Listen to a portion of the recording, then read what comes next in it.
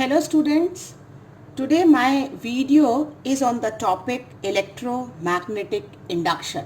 This is very important unit in your 12th class and I am planning to deal all the topic of EMI.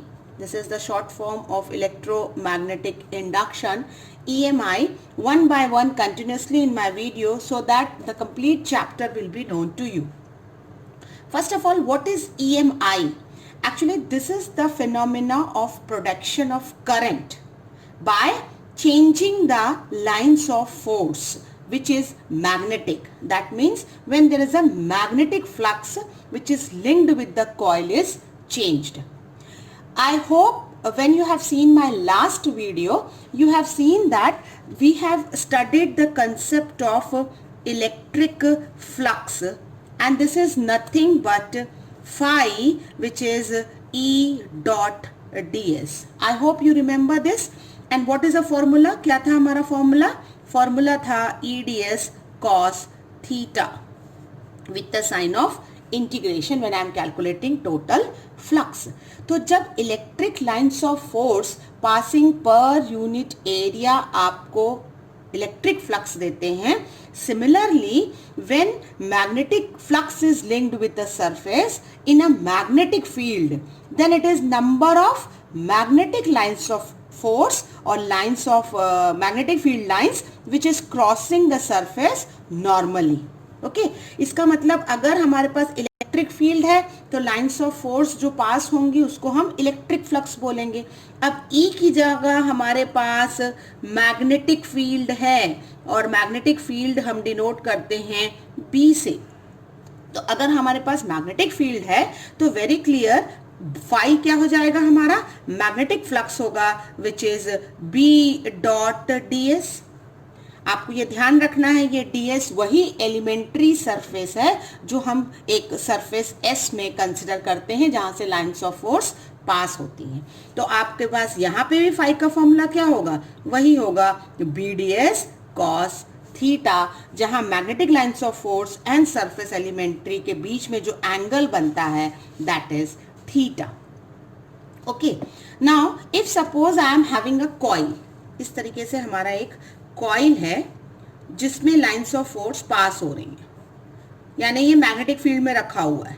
Magnetic field की intensity कितनी है, B है. Okay तो जब magnetic field होता है तो जब हमारे पास इलेक्ट्रिक फील्ड थी, आप इस बात को थोड़ा सा कंपैरेटिव देखिए, इलेक्ट्रोस्टैटिक से मैग्नेटोस्टैटिक कंपैरेटिव चलता है. आपको याद होगा जब हमने इलेक्ट्रिक फील्ड इंटेंसिटी ई पढ़ी है तो हम कहते हैं it is force upon charge, यानी जो फोर्स एक टेस्ट चार्ज फील करता है उसको हम इलेक्ट्रिक फील्ड कहते हैं. वैसे ही अगर हमने एक मैग्नेटिक फील्ड में फोर्स एक्सपीरियंसिंग निकालना है तो वो कौन एक्सपीरियंस करेगा, द पोल स्ट्रेंथ m. तो अगर चार्ज है तो इलेक्ट्रिक फील्ड है और पोल स्ट्रेंथ यानी है हमारे पास तो वो मैग्नेटिक फील्ड देगा. तो यहां से हमें f का फॉर्मूला mb मिल जाता है. काफी कंपैरेटिव स्टडी है इलेक्ट्रोस्टैटिक और मैग्नेटोस्टैटिक की. तो आप देख सकते हैं हमने यहाँ लाइंस ऑफ फोर्स जो है हमारी पास हो रही हैं. अब अगर हम यहाँ एक एलिमेंट्री सरफेस लेते हैं तो आई होप आपको क्लियर हो रहा है कि लाइंस ऑफ फोर्स कैसे जा रही हैं, पैरेलली जा रही हैं. बट आपने जो ये सरफेस है वो कैसे रखा हुआ है, it is held normal. Okay तो आपको पास क्या रहेगा, जब magnetic field is perpendicular to the surface area, ध्यान रहे ये बात, magnetic field is perpendicular to the surface area, lines of force will pass parallelly, उसकी पैरेलल निकलेंगी लाइंस ऑफ फोर्स, तब आपके बीच में थीटा जो होगा जीरो होगा. ओके जब थीटा जीरो होगा यानी कॉस जीरो जो कितना होगा 1 होगा और फ्लक्स मैक्सिमम होगा b इंटीग्रेशन ds यानी bs. ये बात आपको अब हमेशा याद रखनी है और रिमेंबर रखना है ये फॉर्मूला कि magnetic field is held perpendicular to the surface area. आपका सरफेस परपेंडिकुलरली रखा है लेकिन लाइंस ऑफ फोर्स पैरेलल निकलती है. अगर इसी को मैं कहूं कि हमने सरफेस कैसा रखा है, हमने magnetic field is parallel to the surface area है, यानी मान लीजिए हमारे पास ये लूप है या कॉइल है, इसको अगर हम लाइंस ऑफ फोर्स के पैरेलल रखेंगे तो कैसे रखेंगे, कुछ इस तरीके से रखेंगे. ऐसी लाइंस ऑफ फोर्स है, लेकिन एलिमेंट्री सरफेस तो ऐसे ही जाएगा ना, isn't it? तो अगर ये आपका एलिमेंट्री सरफेस है और ये आपकी मैग्नेटिक लाइंस ऑफ फोर्स है, इसका मतलब आपने magnetic field parallel to the surface area लिया है। इस केस में ये दोनों पैरेलल हैं, बट थीटा 90 डिग्री होगा, क्योंकि थीटा किसके बीच में बनता है? थीटा बनता है magnetic field and elementary surface के बीच में बनता है। तो इस केस में हमारा cos 90 जो है वो 0 हो गया, यानी फ्लक्स होगा क्या? No, there will be no flux. So आपको ध्यान रखना है कि मैक्सिमम फ्लक्स कब होता है? When the field is perpendicular to the surface area, so lines of force will pass parallel. But when the field is parallel to the surface area, the lines of force between the elementary surface and magnetic field is 90, so there will be no flux. I hope यहाँ तक magnetic flux के बारे में आपको clear हुआ होगा. Magnetic flux का जो यूनिट होता है फाई का, that phi is weber, WEBER. इसका यूनिट जो होता है वो वेबर होता है, और आपने फॉर्मूला अभी बताया है कि it is magnetic field into surface area. Magnetic field का यूनिट होता है टेस्ला एंड सरफेस एरिया का आपका मीटर स्क्वायर. तो 1 weber is 1 tesla 1 metre square. ठीक है, तो अगर मैं कहूं, ये एक क्वेश्चन आप बना सकते हैं कि define 1 weber. This question is framed कि डिफाइन इट. तो 1 वेबर आप क्या कहेंगे? 1 weber is a magnetic flux which is linked with the surface area of 1 meter square. Okay, but when it is held normally inside the magnetic field of 1 Tesla. Okay, तो magnetic flux surface area 1 metre square है, तभी वो 1 weber होगा जब वो inside uniform magnetic field of 1 tesla पर placed होगा. But कैसे प्लेस्ड होगा? It will be normally placed, यानी परपेंडिकुलरली. करेक्ट. इसका जो सीजीएस यूनिट होता है आपका, वेबर का सीजीएस होता है मैक्सवेल. ध्यान रखना है, वेबर का होता है मैक्सवेल और आपका टेस्ला का होता है गॉस. मीटर का होता है सेंटीमीटर स्क्वायर. तो 1 maxwell is 1 gauss into centimetre square. अब आप इसको प्रैक्टिस करिए, how to define 1 maxwell. Correct. अब हम देखेंगे relationship between weber and maxwell के बीच में. तो अगेन आपको याद रखना है कि जो 1 वेबर होगा वो 10 टू द पावर 8 मैक्सवेल के बराबर होता है. ओके. टेस्ला जो होता है, वो जब टेस्ला को हम गॉस में कन्वर्ट करते हैं तो that is 10 to the power 4. Okay, 10 to the power 4, और सेंटीमीटर जो है वो स्क्वायर में है, तो वो होगा 10 टू द पावर 4, क्योंकि 10 to the power 2 into 10 to the power 2 है ना. तो ये भी 10 टू द पावर 4 होता है, ये भी 10 टू द पावर 4 होता है. दोनों को जब आप ऐड करेंगे, बेसिस आर सेम, तो बनेगा 10 to the power 8. This will help you during the numerical. Remember the formula. आपको बहुत सारे फॉर्मूले बाय हार्ट करने पड़ेंगे. तो आज पहले हमने ये देखा कि what do you mean by magnetic flux. ये आपका पहला टॉपिक आपको क्लियर करेगा कि व्हाट इज मैग्नेटिक फ्लक्स. जैसे हमने इलेक्ट्रिक फ्लक्स किया, पर इसमें आपको डेरिवेशन नहीं करना है, बस कंसेप्ट को क्लियर करना है. फिर आपने कहा कि मैग्नेटिक फ्लक्स जो होगा वो मैक्सिमम कब होगा, जब आपको कैसे सरफेस रखना है, और मिनिमम कब होगा, यानी 0. उसका यूनिट क्या है. अब next come its dimensional formula. Dimensional formula जब आप निकालते हैं फाई का, तो आपने कहा it is BDS cos theta. Okay, तो ये जो मैग्नेटिक फील्ड B है, इसका हम फॉर्मूला सब्स्टिट्यूट करेंगे by 1 very known formula of Lorentz force, which is F equal to QVB. ये टॉपिक हमारा मैग्नेटिज्म में है कि जब भी एक चार्ज किसी मैग्नेटिक फील्ड में रहता है या मूव करता है विथ वेलोसिटी v, चार्ज कहाँ मूव कर रहा है? मैग्नेटिक फील्ड में. और कितनी वेलोसिटी के साथ? v वेलोसिटी के साथ. तो वो एक फोर्स एक्सपीरियंस करता है, and that is F equal to QVB. Okay, तो यहां से हमारा B क्या होगा? It is F by QV DS cos theta. 11th में आपने पढ़ा हुआ है, और मैंने एक लास्ट वीडियो जो आपने मेरा इलेक्ट्रोस्टैटिक का देखा होगा, वहां मैंने आपको डायमेंशन ऑफ Q निकालना बताया था. तो फोर्स का होता है MLT-2, आपका एरिया का होगा L स्क्वायर, Q का होगा AT, और वेलोसिटी का होगा LT माइनस 1। तो आपका डायमेंशन सॉल्व करने पे आता है mL² T minus 2 A minus 1. Again I said you, now board pattern is having 20 objective type questions. That time maybe you will get that 1 mark question, what is equal to 1 Weber, or what is the dimension of phi, the magnetic or electric flux. Okay, तो आपका A stand for ampere होता है और आपके पास 4 अब वो होते हैं MLTA, 4 स्टैंडर्ड आप क्वांटिटी लेते हैं for defining the dimensions. Okay, now this chapter starts with the magnetic flux and with the concept that what earlier in the chapter of magnetism, जब आपने मैग्नेटिज्म का चैप्टर पढ़ा है तो उसमें हमने एक ऑरेस्टेड एक्सपेरिमेंट देखा है. ऑरेस्टेड ने कहा है कि जब आपके पास इलेक्ट्रिक फील्ड लाइंस होती हैं, यानी आपके पास जब करंट होता है, इलेक्ट्रिक फील्ड होती है, तो उन्होंने एक मैग्नेटोमीटर करंट कैरिंग कंडक्टर के नीचे रख के देखा है कि it gives deflection. Okay, that means electric lines of force या इलेक्ट्रिक फील्ड के कारण आप मैग्नेटिज्म कर सकते हैं, यानी मैग्नेटिक इफेक्ट देख सकते हैं. ठीक है, मैग्नेटिक इफेक्ट आपको दिखाई देता है जब आप इलेक्ट्रिक फील्ड वैरी करते हैं, करंट के मैग्नीट्यूड को बढ़ाइए या कम करिए. सिमिलरली इस चैप्टर में फैराडे ने स्टडी किया कि अगर हम मैग्नेटिक फील्ड लाइंस लेते हैं, ओके, मैग्नेटिक फील्ड लाइंस का मतलब क्या हुआ, फ्लक्स हुआ. तो अगर हम मैग्नेटिक फील्ड लाइंस लेते हैं तो मैग्नेटिक फील्ड लाइंस जो होती है वो क्या हमको देगी, हमें इंड्यूस करेगी ईएमएफ, और जिसके कारण अगर हम सर्किट को कंप्लीट कर लें तो हमको मिलेगा इंड्यूस करंट आई. यानी ये दोनों प्रोसेस कैसे हैं, वाइस वर्सा है. इलेक्ट्रिक फील्ड मैग्नेटिज्म दे सकती है और मैग्नेटिक फील्ड हमें करंट का इफेक्ट देती है. इसलिए मैंने कहा था कि EMI का मतलब क्या होता है, it is a phenomena of production of electric current.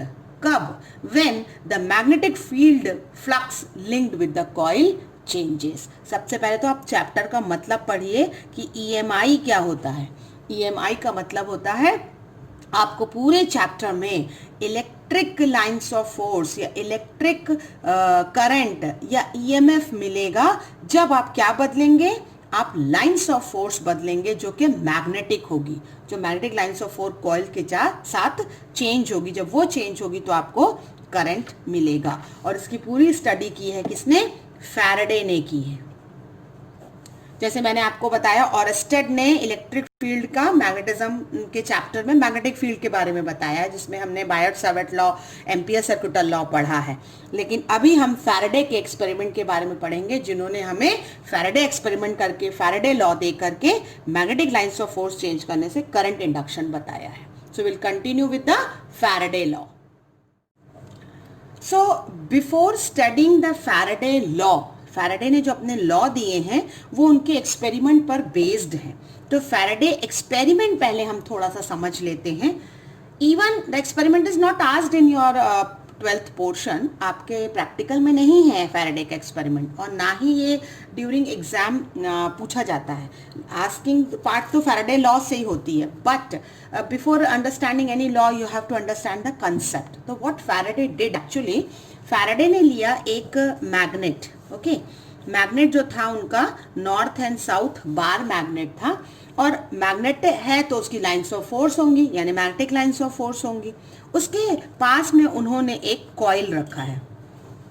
Okay, और कॉइल में उन्होंने एक गैल्वेनोमीटर अटैच कर दिया था.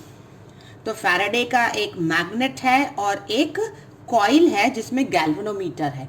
ये हम पहले भी पढ़ चुके हैं कि गैल्वेनोमीटर जो होता है, it only check the presence of current. Current है या नहीं कॉइल में, सिर्फ वो ये बताता है, मेजर नहीं करता. तो अब फैराडे ने कहा कि let us start moving this magnet and keep it stationery.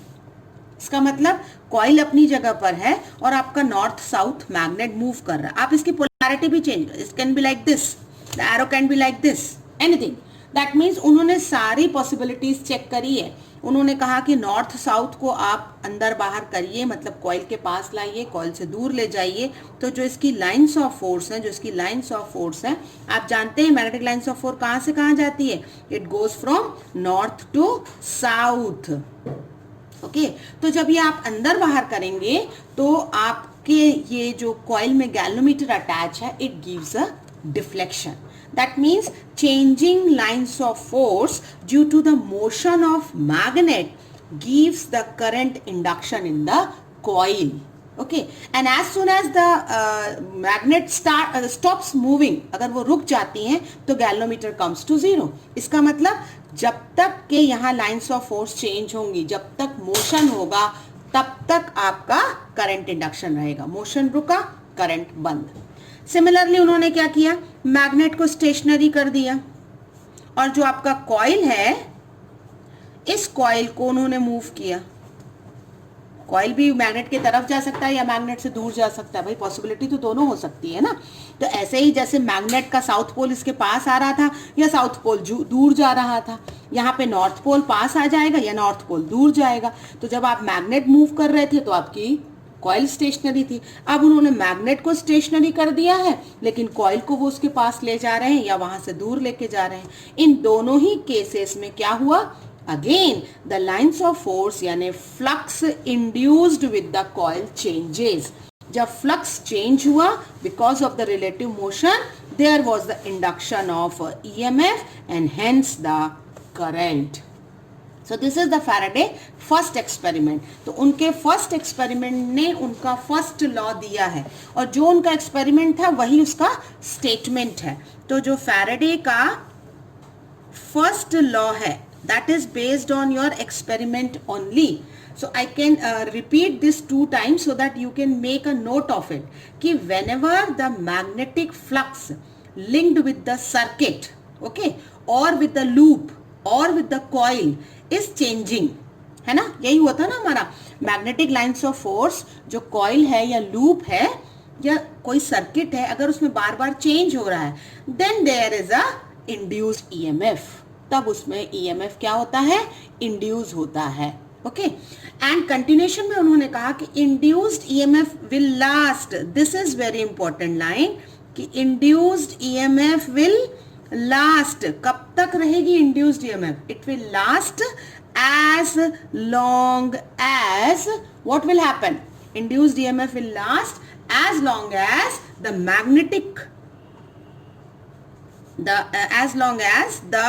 magnetic flux changes. और चेंजेस कब तक होगा? जब तक के देयर विल बी मोशन। जब तक मोशन होता रहेगा तब तक लाइंस ऑफ फोर्स बदलती रहेंगी। मोशन रुका और आपका इंड्यूस्ड ईएमएफ नहीं रहेगा।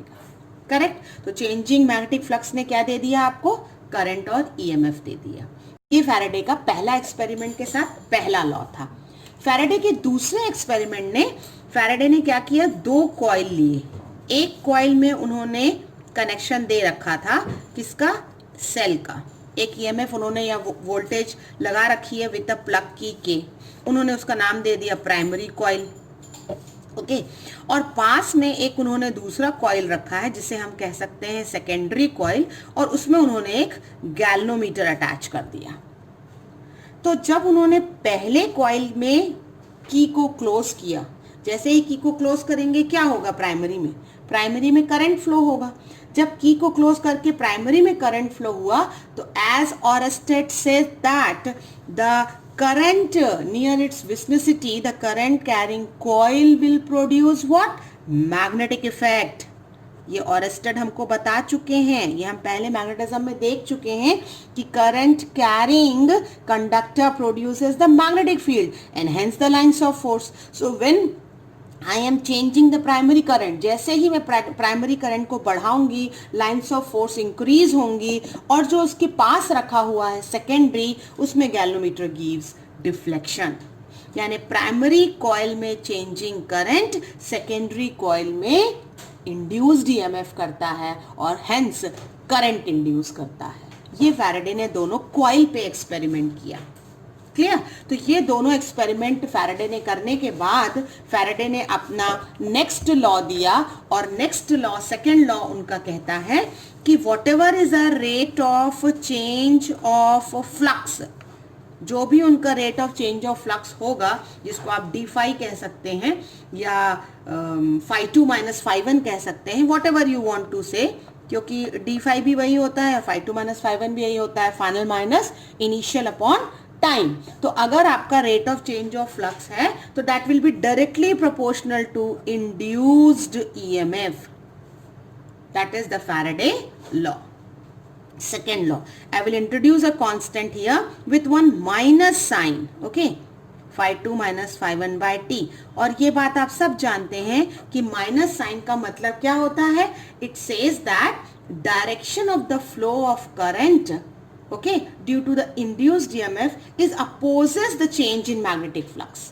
यानी जो EMF का डायरेक्शन, करंट का डायरेक्शन होगा जो इंड्यूस्ड EMF के कारण होगा, क्योंकि करंट क्या होता है, it is EMF upon the resistor, जिसमें भी वो फ्लो करेगा. I is equal to V by R. आपने ओम्स लॉ याद है ना, what is V equal to, V equal to IR, यानी I equal to V by R. तो ये पोटेंशियल डिफरेंस जो होता है, ये भी इलेक्ट्रोस्टैटिक चैप्टर में है कि potential difference is the PD across the terminal of the cell when there is a current. मतलब जब हम करंट विड्रॉ करते हैं, और अगर हम सेल से करंट विड्रॉ नहीं करते हैं तो that is nothing but EMF. तो अभी हमारा जो EMF इंड्यूस हो रहा है वो हमें करंट देगा, तो उसका डायरेक्शन कैसा होगा, अपोजिट होगा. This is minus sign is same. अगर हम K1 ले लें तो E क्या हो जाएगा, minus D phi by D T. Very important formula, rate of change of flux with respect to the small time. It is giving you the induced EMF, and minus sign only giving you the direction, that direction of the flow of current due to the induced EMF will oppose the change in magnetic flux.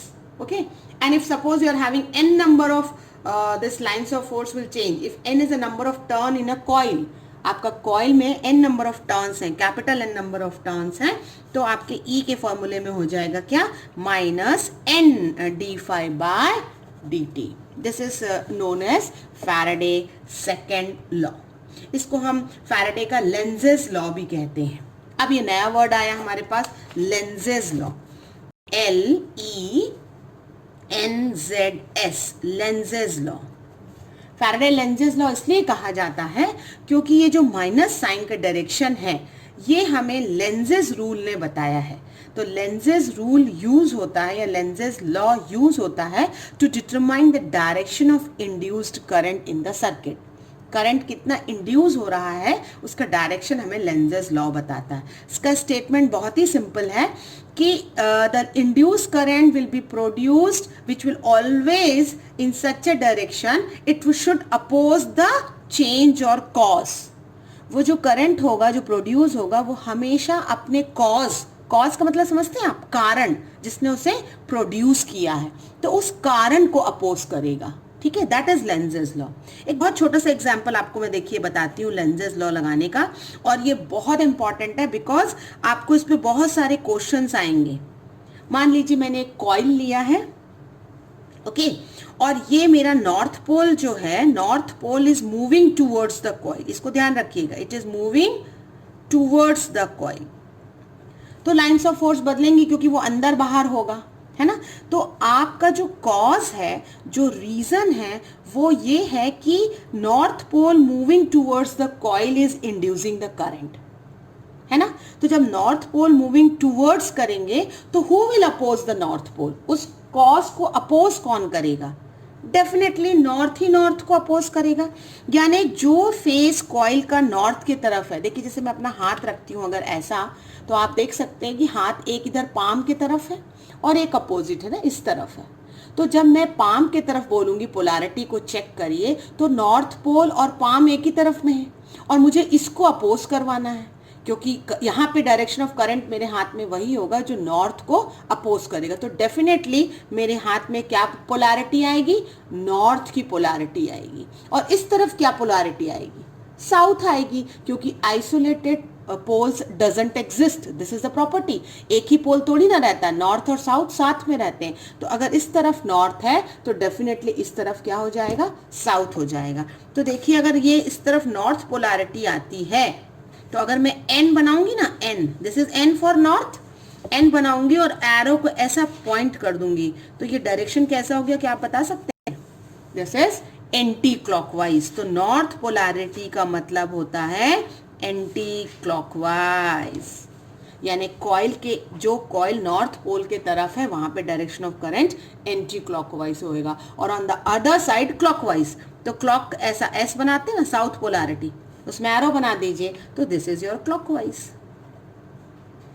तो अब आपको इस chapter में polarity भी पूछ सकता है, इस चैप्टर में आपको यह भी पूछ सकता है कि आपका डायरेक्शन ऑफ करंट क्लॉकवाइज है कि एंटी क्लॉकवाइज है. This example is making you clear कि अगर नॉर्थ पोल उसके तरफ जा रहा है तो नॉर्थ पोलैरिटी होगी.